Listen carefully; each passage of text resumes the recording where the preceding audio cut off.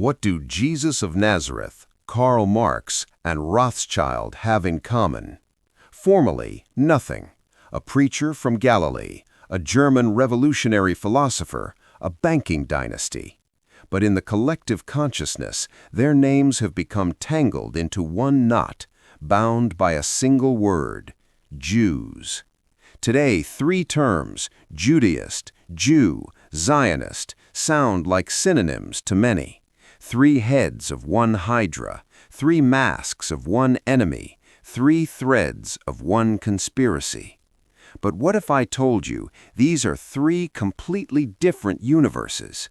A universe of faith, a universe of peoplehood, a universe of political ideology. I've spent months digging through archives, not searching for a secret world government, but trying to understand how three different stories merged into one myth. And you know where I started? Not with Abraham, not with Mount Sinai. I started with a bank account. Because the darkest shadow is always cast by the brightest light, and the light of gold, it blinds especially fiercely.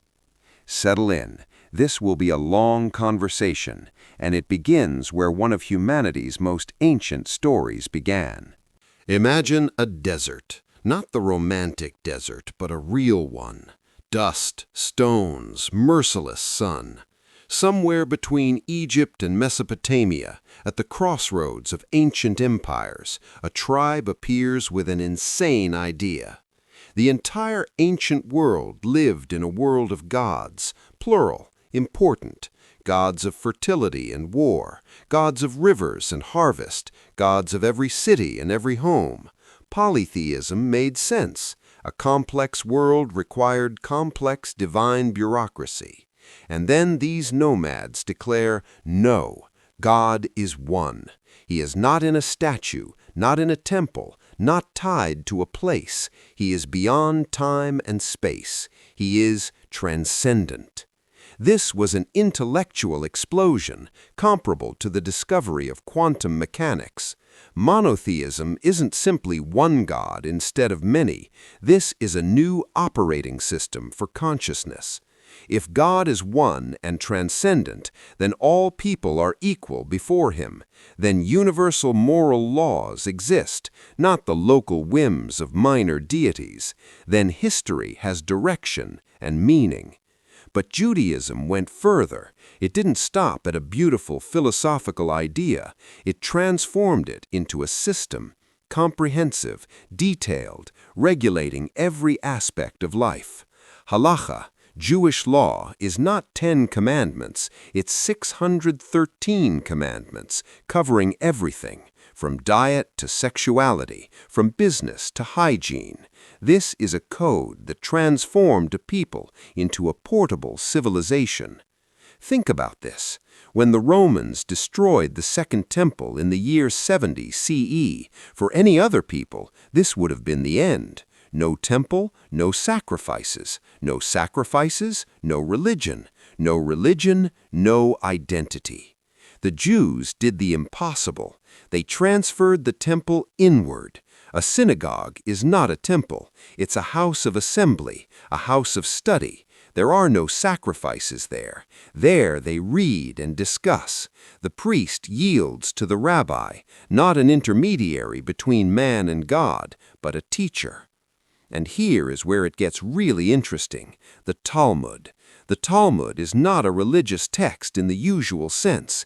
Imagine a massive forum where thousands of minds over centuries discuss one question after another, and they discuss in such a way that they record not only the correct answer, but all opinions, including those rejected. The center of the page, the Mishnah, codified law. Around it, the Gemara, discussion of this law. Around the Gemara, commentaries by medieval rabbis. Around them, commentaries on commentaries. This was a revolution in the mode of thinking, not dogma, but discussion. Not thus it is written, but what if? Rabbis argued with each other on the pages of the Talmud so fiercely that Christian censors in the Middle Ages considered it blasphemy. How can you argue with the sages? But this is precisely what created a culture of questioning, a culture where the highest virtue is not blind obedience, but understanding, where a teacher takes pride in a student who finds an error in their reasoning. The result? By the Middle Ages, when the overwhelming majority of the European population was illiterate, virtually every Jewish male could read, not because Jews were genetically smarter, that's racist nonsense, but because religious obligation required literacy. To read Torah, to pray, to participate in communal life, one had to be able to read. And now, add to this the diaspora. After the destruction of the temple, Jews scattered: Babylon, Egypt, Rome, later all of Europe, North Africa, even India and China. For any other people, dispersion meant dissolution, assimilation, disappearance. But Judaism had something unique, a portable identity. You didn't need a temple in Jerusalem to be a Jew. You didn't need priests or sacred geography. You needed a community of 10 adult males, a minyan, a Torah scroll, and knowledge of the law. That's it. Judaism became the world's first truly portable religion. And something remarkable happened. What seemed like a catastrophe, dispersion, gradually transformed into a competitive advantage. Jews in Babylon maintained connections with Jews in Alexandria. Jews in Spain corresponded with Jews in Morocco. A merchant in Venice could do business with a merchant in Constantinople, and trust was guaranteed not by contracts enforced by distant kings, but by shared community and shared law. Transnational networks of trust. Before the internet, before telecommunications, before even the modern postal service, Jews had created something unique, a diaspora that functioned as an economic ecosystem. Knowledge sharing across borders, multilingualism by necessity, cultural adaptability without loss of core identity. This wasn't a conspiracy, it was a survival mechanism that accidentally created what we might today call the world's first globalized professional network. So we have a people, highly literate, networked across continents with built-in trust mechanisms, living as minorities in dozens of different kingdoms and empires. And now we arrive at the golden shadow I mentioned, the money. This is where history gets weaponized, where a socio-economic reality becomes a conspiracy theory, where Jews become the bankers. Let me tell you what actually happened, and it starts with medieval Christian theology. In medieval Europe, the Catholic Church had a problem with usury. Usury, from the Latin word usura, meant charging interest on loans. "Thou shalt not lend upon usury to thy brother," says Deuteronomy. The Church interpreted this to mean Christians couldn't charge interest to other Christians. Problem: you can't have a functioning economy without credit. Merchants need capital for voyages. Nobles need loans for wars. Farmers need money for seed. Solution: let the Jews do it. Jews were forbidden from owning land in most places, forbidden from joining guilds, barred from most professions, but their own religious law, while prohibiting usury between Jews, permitted it in dealings with non-Jews. So medieval European society created a perverse system. Christians needed moneylenders, but considered moneylending sinful, so they forced Jews into this profession, then hated them for practicing it. And here's the vicious cycle. When a king needed money, he'd borrow from Jewish financiers. When he couldn't repay, he'd expel all the Jews, confiscate their property, and cancel the debts. England in 1290, France in 1306, Spain in 1492, rinse and repeat. So by the time we reach the modern era, there's already a toxic association. Jews equals money, equals greed, equals power. And then came the Rothschilds. Frankfurt, 1700s, the Jewish ghetto. A man named Mayer Amschel Rothschild runs a small money-changing business. He has 5 sons, and he does something brilliant. He sends them to 5 different European financial capitals: Nathan to London, James to Paris, Solomon to Vienna, Karl to Naples. Amschel stays in Frankfurt. This wasn't a conspiracy. This was a family business going international. But the genius was in the mechanism. Each brother operated independently, but they were connected by trust, by family, by that ancient diaspora network I mentioned earlier. In an age when information traveled at the speed of horses, the Rothschilds had something revolutionary, a private courier network faster than any government's. They knew about battles before kings did. They knew about harvests before markets moved. They financed the British war effort against Napoleon. They stabilized currencies. They funded railways. They became indispensable to the European financial system. Were they wealthy? Extraordinarily. Were they powerful? Absolutely. Did they have influence? Of course. But here's what they weren't. They weren't a secret world government. They didn't control all banks. They were one banking family among many. Wealthy, yes, but J.P. Morgan was wealthier. The Medicis before them were more powerful. But facts don't matter when you're building a myth. 1897, Russia. A document appears, the Protocols of the Elders of Zion. It claims to be the minutes of secret meetings where Jewish leaders plot to control the world's economies, governments, and media. It's a forgery, proven, documented, absolute fabrication. In 1921, the Times of London exposed it as plagiarized from an 1865 French satire that had nothing to do with Jews. The protocols were created by the Russian secret police, the Okhrana, to discredit reformers and revolutionaries by associating them with a Jewish conspiracy. But here's the thing about useful lies: they don't die when exposed.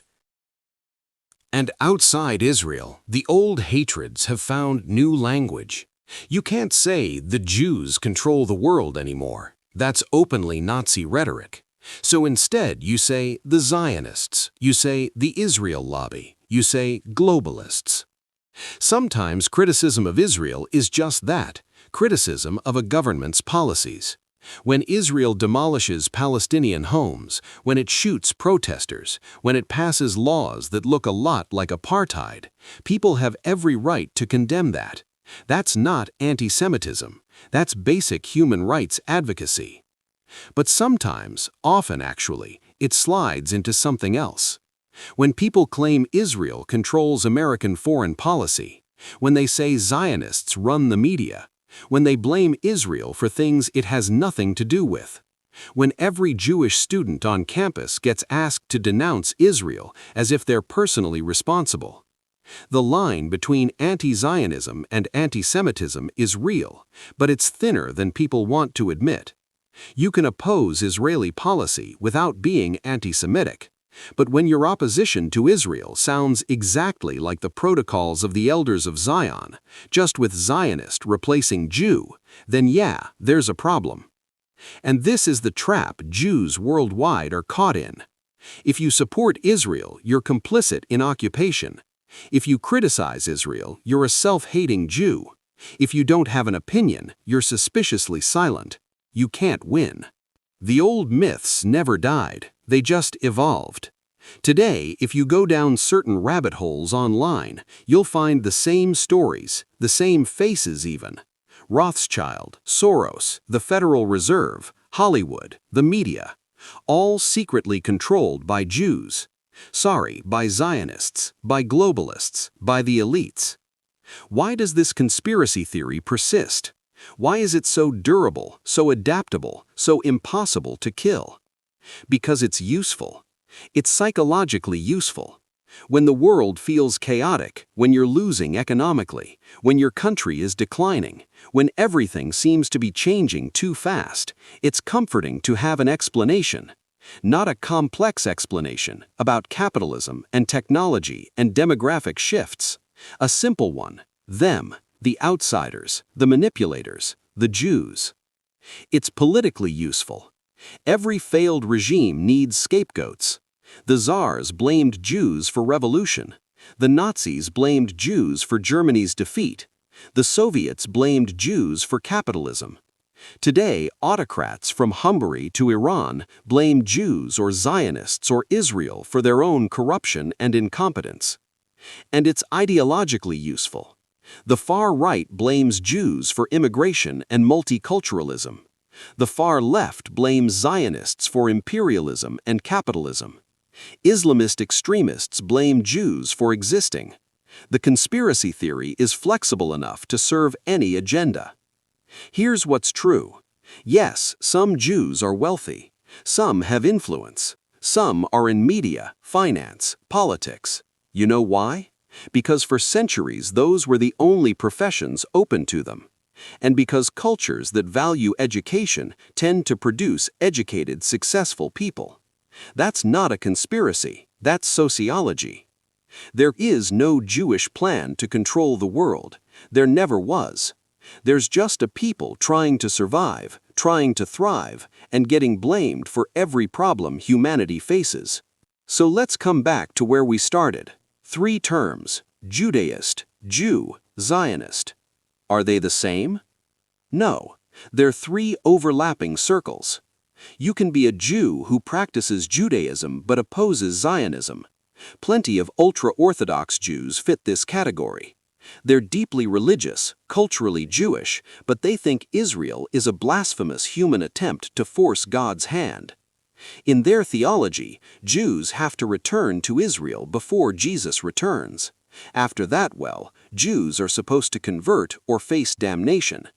It's support with a very dark endgame. And you can be a Jew who's none of the above. Culturally Jewish, doesn't practice the religion, doesn't care about Israel, just lives their life. The point is, these are not the same thing. Judaism is a religion and a legal system. Being Jewish is an ethnicity, a culture, a history.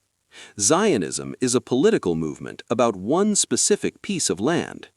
Conflating them is intellectually lazy at best and anti-Semitic at worst. So what have we learned digging through these archives, untangling these histories? We've learned that Judaism created something remarkable, a portable civilization, a religion that survived without power, without land, without armies, a culture of questioning, of literacy, of adaptation. That's not a conspiracy, that's resilience. We've learned that Jewish success in certain fields isn't proof of control. It's proof that when you force a people into limited roles, they get very good at those roles. And when you lift restrictions, educated populations succeed. That's not sinister, that's predictable.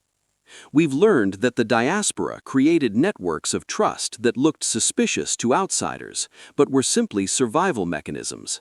Trading networks aren't conspiracies, they're businesses. We've learned that the Rothschilds were brilliant financiers who helped shape modern banking. They were also one family among many. Wealthy, yes. Influential, yes. Secretly running the world, no. And yet their name became shorthand for every anti-Semitic fantasy about Jewish power. We've learned that Zionism emerged from desperation, not ancient plotting. It was a response to persecution, a 19th-century nationalist movement like dozens of others. You can support it, oppose it, or feel conflicted about it. But it's not a 2,000-year-old conspiracy. It's barely 130 years old. We've learned that Israel is a real country with real problems. It's done things worth celebrating and things worth condemning. It's not a perfect victim. It's not a demonic villain. It's a state, like any other, capable of both justice and injustice. I started this investigation with a question. What do Jesus, Marx, and Rothschild have in common? And the answer, I've discovered, is nothing, except the weapon people made of their names. Jesus was a Jewish preacher who started a religion that eventually turned on its own roots. Marx was a Jewish intellectual who wrote about class, not tribe, and wanted to abolish all traditional identities, including his own. Rothschild was a Jewish banker who built a fortune through talent and timing, not secret cabals. But in the imagination of conspiracy, they all become one thing: the Jew, the outsider, the manipulator, the eternal scapegoat. Judaism gave the world ethical monotheism, the idea that all humans are created equal, the concept of a universal moral law, the practice of questioning authority. These are gifts to civilization. The Jewish people gave the world resilience, adaptation, and proof that you can survive without a homeland for 2,000 years and still remain yourself. That's extraordinary. Zionism gave the Jews a state. Whether you think that was necessary, just, or wise is a separate conversation, but it happened. It exists. It's not going away. These three things are not the same, and understanding the difference matters.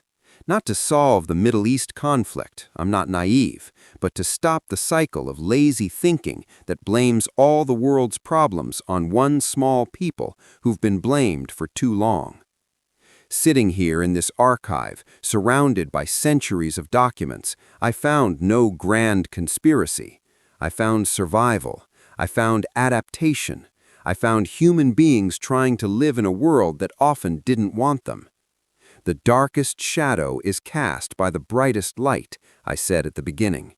The light of gold blinds us. But maybe the real light we need to see is simpler. The light of clarity, the light of distinction, the light that lets us see three different things instead of one convenient scapegoat. The lamp flickers, the archive grows dark, but the story, at least, is told. Make of it what you will.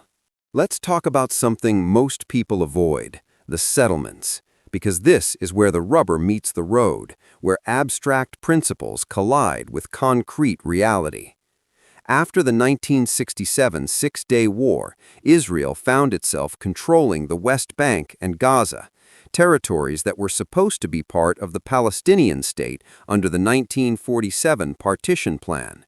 Territories that Jordan and Egypt had controlled since 1948. Suddenly, they're under Israeli military occupation. And then something begins. First a trickle, then a flood. Jewish settlements. Israeli citizens moving into the West Bank, building homes, establishing communities on land that under international law is considered occupied territory. Why? The reasons are varied as the settlers themselves. Some are religious zealots who believe God gave them this land and they're reclaiming their biblical inheritance. Hebron, Bethlehem, Shiloh, these aren't just place names. They're where Abraham walked, where David ruled. For them, this isn't occupation, it's coming home. Some are ideological nationalists who believe Israel must control these areas for security. The West Bank sits on the high ground overlooking Tel Aviv and Jerusalem. Give it up, they argue, and you're putting Tel Aviv within rocket range. Remember, this is a country 9 miles wide at its narrowest point. There's no strategic depth, no room for error. Some are just regular people looking for affordable housing. The Israeli government subsidizes settlements. You can get a nice house with a yard for a fraction of what it costs in Tel Aviv. You're not thinking about international law. You're thinking about your kids having a backyard. But here's the problem. Every settlement makes a Palestinian state harder to create. Every new neighborhood fragments the West Bank further. Roads built to connect settlements cut through Palestinian villages. Checkpoints control movement. Land that Palestinians were farming or planning to build on suddenly has a fence around it and a settlement on top. The Israeli right says this land was won in a defensive war, and Israel has every right to it. The international community says it's illegal under the Fourth Geneva Convention, which prohibits transferring civilian population into occupied territory. Most of the world considers it an obstacle to peace. And the settlers? 500,000 of them now. You can't just remove them. Israel tried that in Gaza in 2005, evacuating 8,000 settlers. It was traumatic, divisive, and didn't bring peace. Rockets kept coming. So now the idea of evacuating 500,000 from the West Bank? Politically impossible, practically impossible. This is the tragedy. Both sides have legitimate grievances. Both sides have legitimate fears, and both sides have made choices that make compromise harder every year. We need to talk about the other side of this story, Because this isn't just a Jewish history, it's also a Palestinian catastrophe, and ignoring it doesn't make it go away. For Palestinians, 1948 isn't Independence Day, it's the Nakba, the catastrophe, the year when 700,000 Palestinians fled or were expelled from their homes. Some left because Arab leaders told them to evacuate temporarily while the armies dealt with the Jews. Some left because they were terrified by reports of massacres, some real, some exaggerated. Some were forced out at gunpoint by Israeli forces who wanted to secure territory and didn't want a hostile population behind their lines. Whatever the exact mix of causes, and historians still argue about the proportions, the result was the same. 750,000 people became refugees, villages destroyed, cities depopulated. Jaffa, once a thriving Arab city, emptied out. Jewish immigrants moved into the abandoned homes. Those houses, the ones that still exist, have Israelis living in them now. Israelis who were born there, whose grandparents were born there. They're not going anywhere. This is the right of return, the Palestinian demand that refugees and their descendants be allowed to return to their original homes in what is now Israel. It's non-negotiable for most Palestinians. It's absolute suicide for most Israelis, because 7 million Palestinian refugees returning would end Israel as a Jewish state overnight.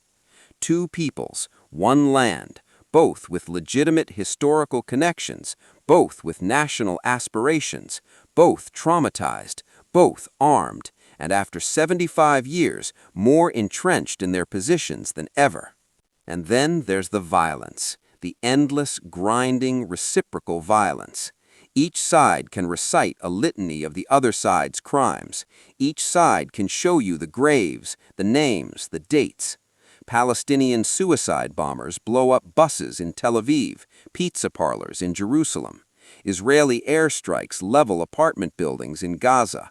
Hamas fires rockets that send Israeli children running to bomb shelters. Israeli snipers shoot Palestinian teenagers, throwing stones at checkpoints. Each attack is revenge for the previous attack. Each death justifies the next death. The man who bombed the bus lost his brother in an Israeli raid. The soldier who shot the teenager watched his sister die in a suicide bombing. Grief becomes rage, becomes violence, becomes more grief. And the whole world takes sides. The left sees occupation and oppression. The right sees terrorism and existential threat. Both are partly right. Both are partly blind. Here's what gets lost in the propaganda. Israelis are terrified. They live in a neighborhood where most of their neighbors deny their right to exist, where Iran funds proxies sworn to their destruction, where one bad election in a neighboring country can mean war. They've been invaded 4 times. They fought wars in 1948, 1956, 1973, and numerous smaller conflicts since.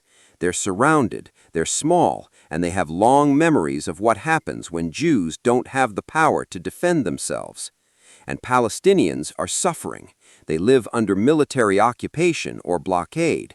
They need permits to travel between their own cities. Their economy is crippled. Their land keeps shrinking. Their children are growing up knowing nothing but checkpoints and raids and drones overhead. They've been stateless for 3 generations. They've watched the world make promises and break them. They're angry, they're desperate, and they have long memories of villages that no longer exist. Who's right? Both. Who's wrong? Both. Who should compromise? Both. Who will compromise? Neither. Not yet. Maybe not ever. And this conflict has torn the Jewish world apart in ways most outsiders don't see, because Jews are not monolithic. They never have been. Young American Jews are increasingly critical of Israel. They grew up with social justice values. They see occupation and think wrong, regardless of the security arguments. They see Palestinian suffering and can't square it with Jewish values of justice and compassion. Many still support Israel's right to exist, but oppose its government's policies. Some go further and question the whole Zionist project. Older Jews are often horrified by this. They remember when Israel was the underdog, the scrappy survivor everyone admired. They remember Soviet Jewry, Ethiopian rescue operations, the idea of Israel as a beacon. They see criticism of Israel as betrayal, as siding with people who want to destroy the Jewish state. Orthodox Jews are often more hawkish. They see Israel in religious terms. This is the promised land. These are the biblical borders. Compromise is literally giving away what God gave us. Diaspora Jews watch Israel's politics lurch right and feel helpless. Israel elects governments they find embarrassing, governments that ally with European far-right parties, governments that pass laws defining non-Orthodox conversions as invalid, which means most American Jews aren't really Jewish, according to Israel's rabbinate. And Israeli Jews often resent diaspora criticism. You don't live here, they say. You don't send your kids to the army. You don't hear the rockets. You don't have to make the hard choices. It's easy to be liberal from Brooklyn. Try being liberal from Sderot. This divide is deep, generational, and getting worse. American Jewish organizations that once spoke with one voice on Israel now fracture along these lines. Synagogues split over it. Families argue about it at Passover dinners. And this is exactly what I mean about these three circles not aligning. Being Jewish doesn't mean you support Israel. Supporting Israel doesn't mean you support its government, and criticizing Israel doesn't mean you hate Jews. But try explaining that nuance in a social media argument. Even the words we use have become weapons. Let me show you how language shapes this entire debate. Is it Judea and Samaria or the West Bank? If you say Judea and Samaria, you're using the biblical names, which implies ancient Jewish connection and legitimate claim. If you say West Bank, you're using the Jordanian name from 1948 to 1967, which implies it's not really Israeli territory.